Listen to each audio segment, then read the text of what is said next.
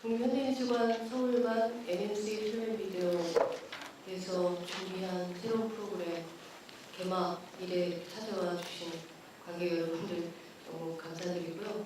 첫 상영으로 프랑스 분이신데 이제 영국에서 런던에서 오랫동안 작업하고 계시는 마린 휴고니에 감독의 두 작품을 첫 상영으로 하기로 결정했어요. 그 이유는 저희 프로그램명인 성가 혹은 소멸, 아티스트 필름앤비디오 이 컨셉에 어떤 면에서 가장 부합되는 작품이 아닐까 하는 제 개인적인 그런 생각에 이 두 작품을 개막작으로 선정했어요. 무형의 비밀이라는 작품하고 작은 벌의 비밀, 아피큘라 에니그마 하고 The Secretary of the Invisible이라는 두 작품인데요. 작품 한 20여 분 두 개가 이렇게 되니까 길지는 않아요. 그래서 한 작품은 다큐멘터리를 좋아하시는 분들은 아마 굉장히 뭐라 그럴까 아버지처럼 여기는 그런 감독님이시죠. 장호슈 감독님이 아프리카에서 찍었던 바로 그 현장을 마린 후고니에가 직접 찾아가서 오랜 시간이 지난 후죠. 찾아가서 그곳에 있는 그때 장호슈 영화에 나왔던 더 맨 마스터죠. 그 작품에 나왔던 두 명의 좀 부족인들도 나와요. 그래서 양봉하는 곳에서 찍은 그 작은 벌의 비밀이라는 두 작품 재밌게 감상하시길 바라고요. 그다음에 영화가 끝난 다음에 마린 후고니에 감독님하고 화상으로 대화를 나눌 예정이에요. 즐거운 감상 되시길 바랍니다. 찾아와 주셔서 감사드려요.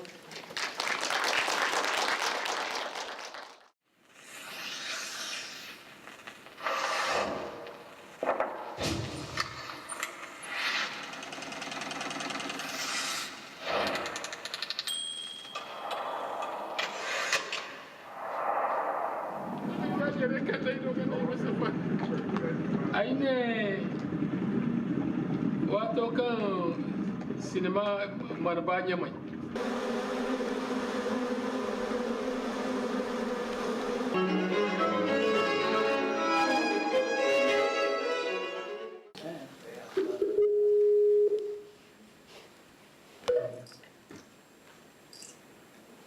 Kim?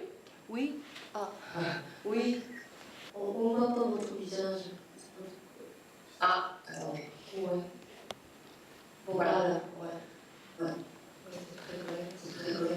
Bon, ben, je vous montre les spectateurs qui sont venus ici pour voir votre film. Voilà. Est-ce que vous pouvez regarder? Oui, oui, je peux. Merci. Ouais. 저희 마린 후고니에 감독님하고 사실 이제 오늘 어떤 얘기를 할지에 대해서 조금 질문을 준비를 했었습니다. 그래서 마린 후고니에 감독님도 제가 준비한 질문들의 답을 좀 마련해 주셨을 것 같아요. 그래서 질문 몇 가지 감독님의 영화에 대한 질문을 하고 답을 듣는 그런 시간을 갖도록 하겠습니다. This is how we're going to proceed. Kim will ask the question in Korean. No, hello. Nice to meet you. That's it? Yeah. 우선 이제 첫 번째 질문을 드리면은 저희가 오늘 두 작품을 틀었어요. 무형의 비밀 그리고 작은 벌의 비밀. 우선 두 편을 틀었지만 당신의 전체 작품을 보면 우선 첫 번째 사진, 처음에 사진부터 시작을 하신 걸로 알고 있는데 알래스카의 날짜 변경선에서 촬영한 투머스 토마로 촬영한 사진부터 시작해서 지금 보신 최근작 아피큘라 에니그마에 이르기까지 어떤 지역의 풍경을 보여줍니다. 이 풍경은 지리학적이고 역사적이고 정치적인 이야기들이 숨겨져 있는 장소이자 또 우리가 볼 수 없는 전체 공간에 있는 재구성하는 연결고리처럼 존재하는 것 같은데요. 파노라마 촬영으로 종종 보여주기도 하는 이런 풍경의 재구성이 세계에 대한 당신의 발전을 많이 생각하면 그런 과정에서의 당신만의 방법론이 무엇인지 궁금합니다. I see landscape as a form of cultural mediation. So I often choose landscapes like backdrops because they allowed me a certain type of conversations. So the first film I made, Ariana, was shot in Afghanistan, and it questions the military gaze. And the second one, the last tour, questions the tourist gaze. Then Traveling Amazonia is what has made the gaze possible, i.e. Russianization of space through map making. Territory 1, 2, and 3, which was shot in Palestine and in Israel, is about the way architecture could become a military optic device. The Crystal Palace is about the gaze of the viewer in a museum.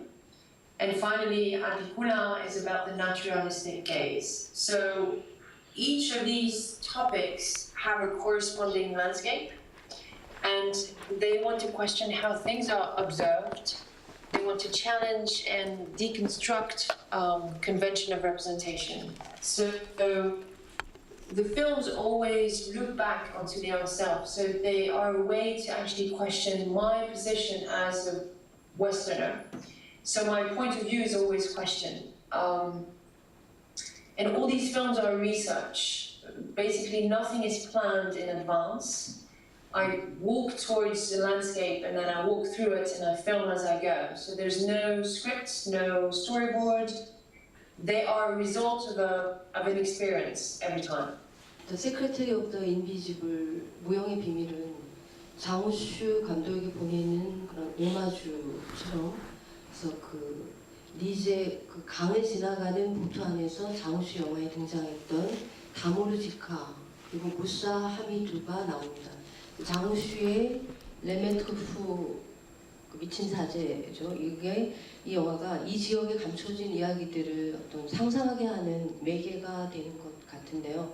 근데 영화를 보면은 그 송하이 부족의 뭐 현재도 과거도 미래도 없는 그 마치 시간이 사라진 것 같은 느낌을 받기도 합니다. 당신에게 그러니까 이 영화를 통해서 보여주는 면도 있겠지만 영화적 시간이란 과연 무엇인지 궁금합니다. Before I'm going to answer that question precisely, I want to tell you how I see the Secretary of the Invisible. The Secretary describes the camera and the film stock as the figure of a chameleon, and describes the artist as the Secretary of the Invisible. But it also works in reverse. The artist could be seen as the chameleon, and the camera and the film could be seen as the Secretary of the Invisible. The start of the project came from the fact that I worked a few years at the photography department of the Museum of Mankind in Paris, where Jean Rouch used to have his office. And I wanted to pay a tribute to him because I see Jean Rouch as the start of the modern cinema. And I was particularly interested in being in Niger with Moussa and Damouré, so I got through to them through the museum. And I was sure that if I was to meet them and go to Niger, we could sort of drift along together and drift along the shores of the country which had seen the rays of modern cinema. So I went there and they showed me around, and as we were walking together, I started recording what happened. And I knew that meeting them would open the door to the land of imaginary reality, what we call in French, la pensée magique, so magical thought. And it did, and things started to happen quite quickly to us. Again, there's no strategy to this. The films are never, scripts in any form, because at the minute you do that, the whole idea of, documentary just falls through the trap. So Jean Rouch said that making a film is like making a surrealist painting. It's all about using the most realistic process of production and to put them at the service of the invisible. And for Jean Rouch, the best tool to grasp imaginary landscape is cinema. I mean, therefore you could actually sort of frame the symbolic construction of a society. So the imaginary in Jean Rouche's thinking is understood as a concrete procedure, a perceivable truth, and that the only tool which could grab it is actually cinema. So cinema is the tool to record the manifestation of imaginary realities. So Jean Rouche had a camera that was so small that it could rest on his shoulder like a cat, and that technical feature helped him to be at the center of his subject while he was filming The Maître Fou. So he's not only filming a mockery of colonialism, he's also being caught in the trance. And that distance between him and the subject starts to vanish. So he's the narrator, he's the film operator, but he's so much in the middle of the action that he becomes partly the subject. So this is where the figure of the chameleon comes in my film. The secretary is ultimately a portrait of an author. It could be me, it could be him. To me, it's the portrait of an artist, no? Of his position. So, as we're sailing down the River Niger, I get to exchange a small radio for a mask. And the mask doesn't have any provenance. I mean, its provenance is quite unclear. But masks, of course, usually participate to simulacra. And it is this ability to transcend appearances which allow the one who wears it to act beyond his physicality, no? So later during the ceremony, the mask seemed to provoke the trance of a young girl who describes the figure of a chameleon. In the African bestiary, which is very rich and very vast, the chameleon is the figure who has a very demure role. He's considered as an interface between our world and the Uranian forces. His eyes turn 360 degrees, and his ability to mimic his environment is an analogy with the way man wants to disguise. In Western Africa, the figure of the chameleon always is a figure that sort of have power of transformation and magic. So making an analogy between film stock and the chameleon seemed quite obvious to me, because it made cinema be a figure of metamorphosis, no? Be a figure of l'art du double, the art of double. So through this film, I'm not only making a portrait of the author, I'm not only describing what I think my position as an artist is in society, but I'm also describing cinema as a pleasurable machine that should be transforming the world and should open up to things that are invisible. 그 무용의 비밀 얘기 하자고 하면 굉장히 엄청나게 긴 얘기가 될 수 있을 것 같아서 일단 얘기를 아피큘라 애니그마로 옮길게요. 아피큘라 애니그마를 제작하게 된 배경이 무엇인지 궁금합니다. I've always wanted to make animal documentaries because it seemed to be another kind of conventions that could be challenged. No? So it took me a long time to find a director of photography, because every time I would meet a director of photography who would be able to do an animal documentary, it would be somebody who would work for the BBC, and it was not interesting. And then I came across a director of photography who was a bee passionate and who also had worked with a few other artists, and I asked him if we could do this together, and he was very happy to do so. So he was from Austria, so I went to him because he had his own beekeeper and he knew exactly where to go. So he took me to the Kushuka Mountains in Austria, which is a very famous place for beekeeping. The area of the Kushuka Mountains, which is south of Austria, has a huge tradition of beekeeping. So the film that we were trying to do, right at the beginning of the film, we hear the sentence, "Nature doesn't tell stories." And that sentence wants to set the film immediately against the conventions of wildlife films. And these conventions are anthropomorphism, state action, voyeurism or new filming techniques that sort of breaks the barrier between the viewer and the audience, no?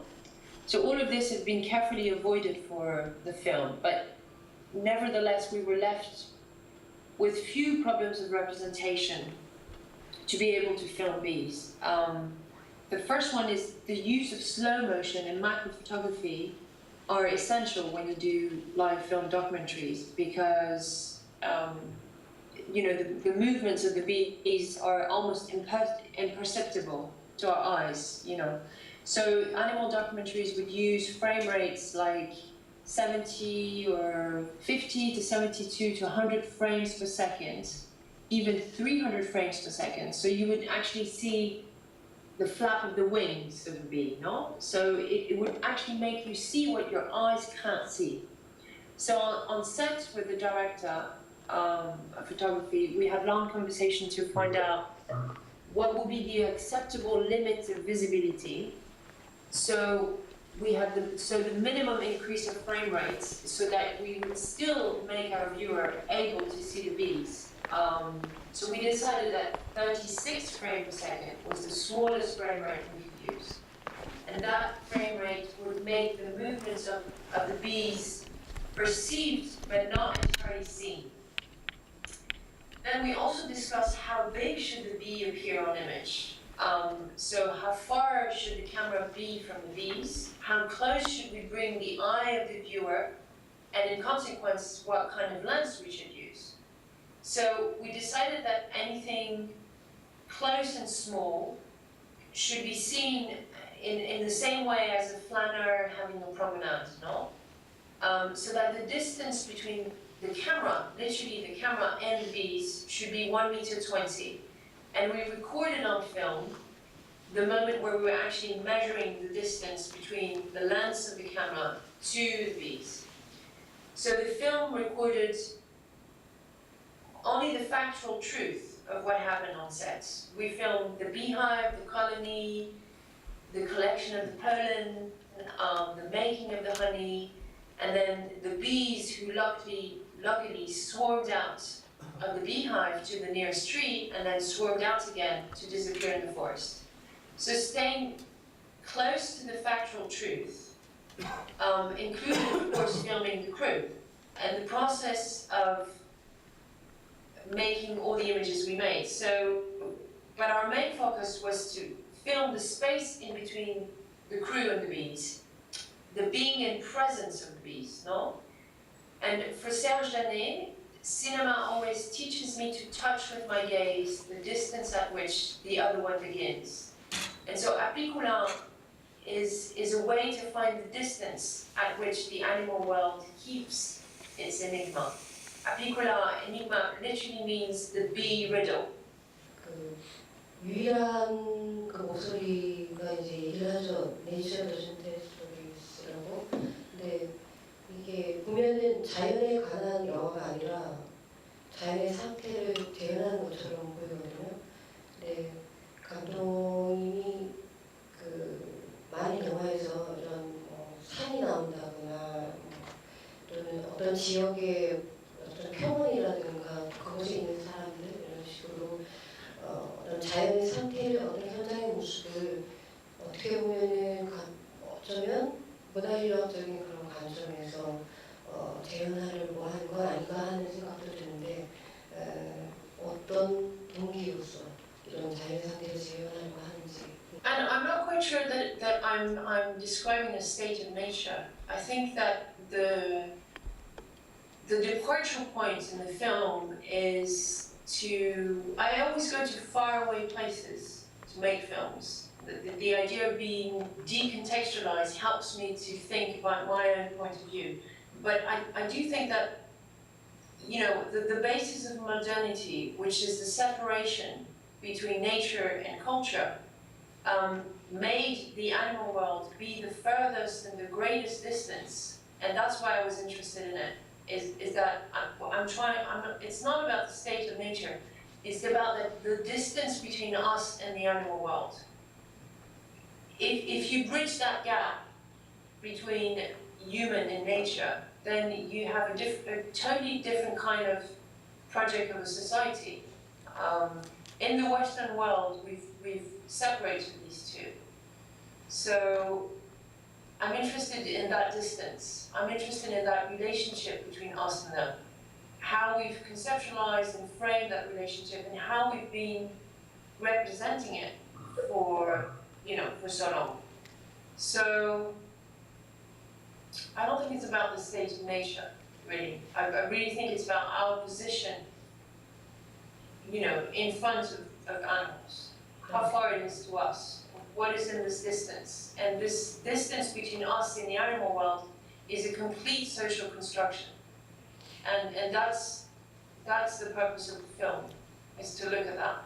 And that's why I wanted to include the crew in the film. Is because then you really, the aim of the film is really what is in between this crew and the object that they're filming.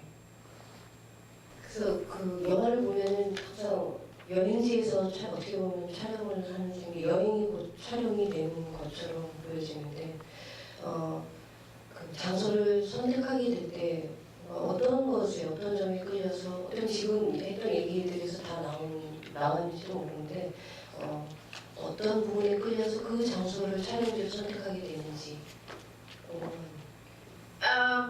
Because their historical context would allow me a discussion, a conversation, a research, as if I see landscape as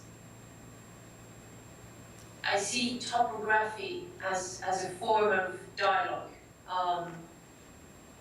There's certain kinds of architecture, there's certain kinds of landscape that would sort of trigger certain kinds of conversations. And so that's the reason I've chosen these spaces, to allow this conversation to happen.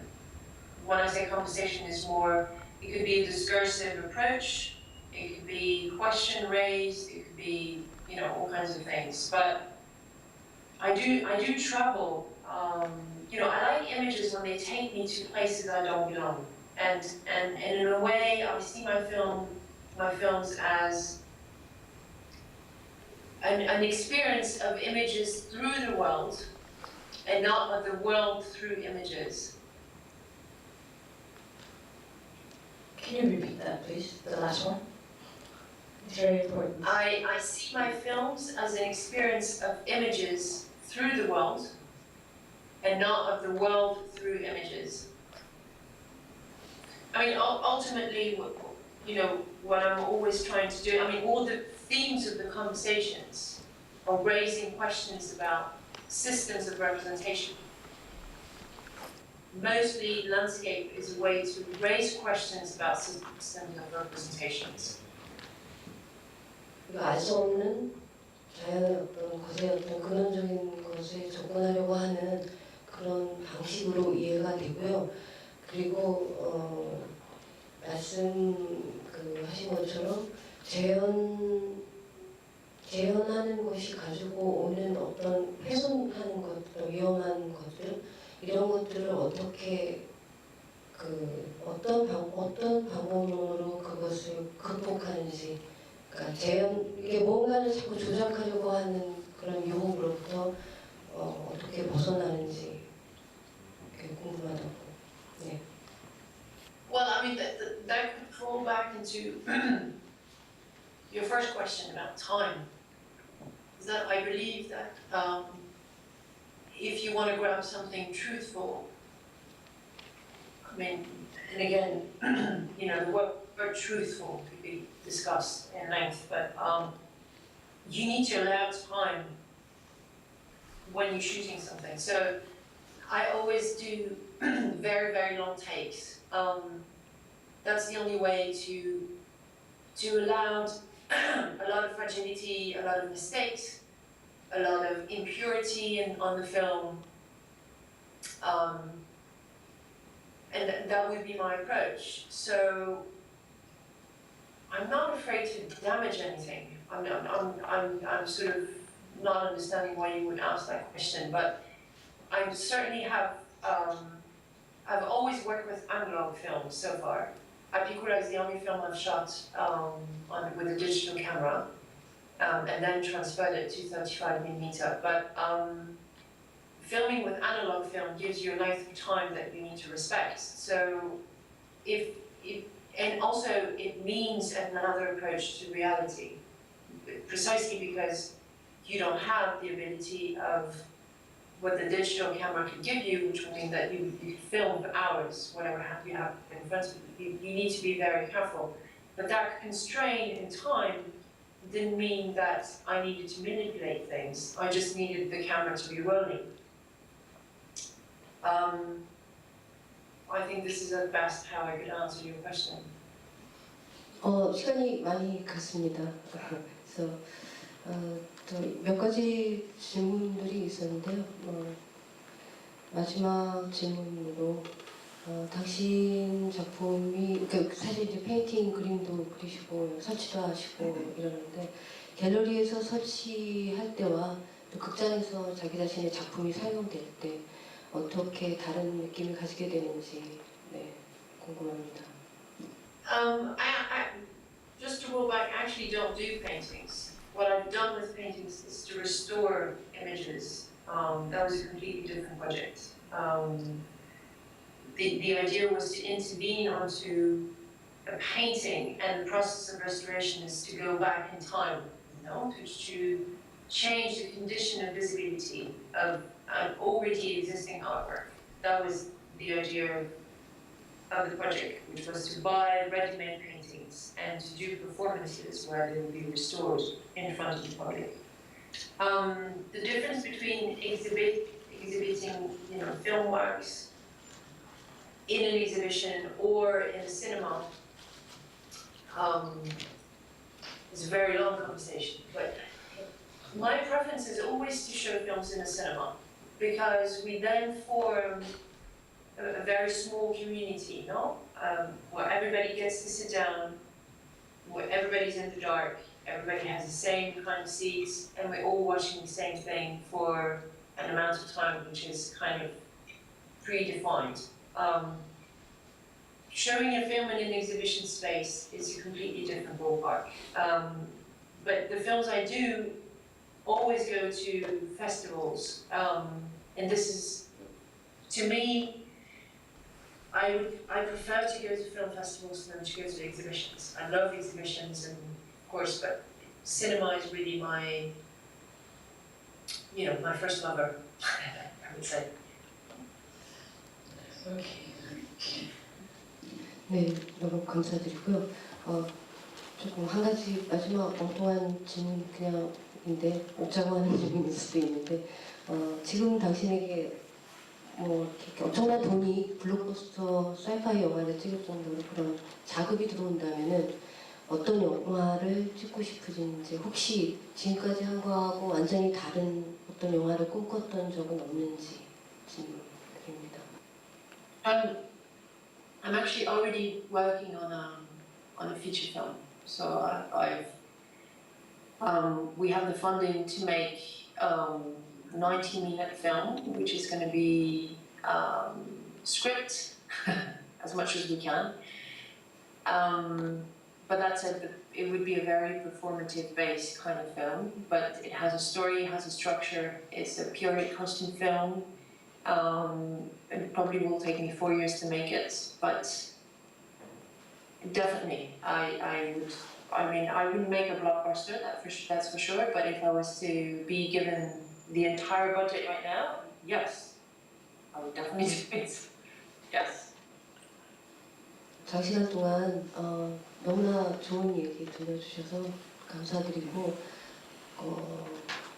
여기 자리에 계신 관객분들과도 대화를 나눌 수 있었으면 좋았을 텐데 오늘 이렇게 그 스카이프에 연결하는 거에서도 굉장히 우여곡절이 많았어서 어쨌든 무사히 그 대화를 마칠 수 있게 돼서 너무 기쁩니다.